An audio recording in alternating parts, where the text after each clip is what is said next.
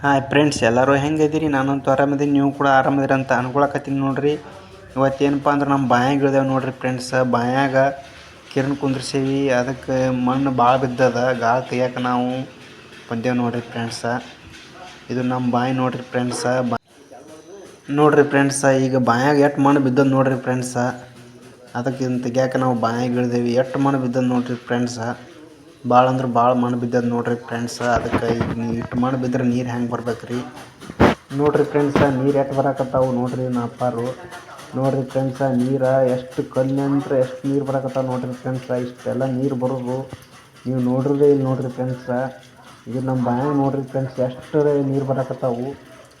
ಎಷ್ಟು ನೀರು ಬರಾಕತ್ತಾವ ನೋಡ್ರಿ ಫ್ರೆಂಡ್ಸ. ನಿಮಗೆ ಹೆಂಗೆ ಅನಿಸ್ತೈತಿ ನೋಡ್ರಿ ಫ್ರೆಂಡ್ಸ. ನೀರು ಚಲೋ ಬರಾಕತ್ತಾವು. ನಿಮ್ಗೆ ಈ ವಿಡಿಯೋ ಇಷ್ಟ ಆದರೆ ದಯವಿಟ್ಟು ಲೈಕ್ ಮಾಡಿ, ಶೇರ್ ಮಾಡಿ, ಕಮೆಂಟ್ ಮಾಡಿ ಫ್ರೆಂಡ್ಸ. ನೋಡ್ರಿ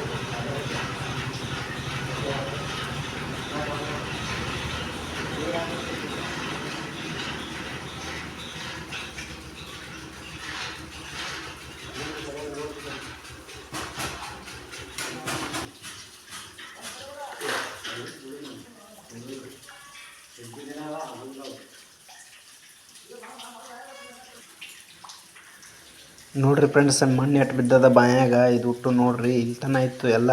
ಈಗ ತೆಗ್ದೇವಿ. ಈಗ ಸ್ವಲ್ಪ ಐತೆ ನೋಡ್ರಿ ಫ್ರೆಂಡ್ಸ.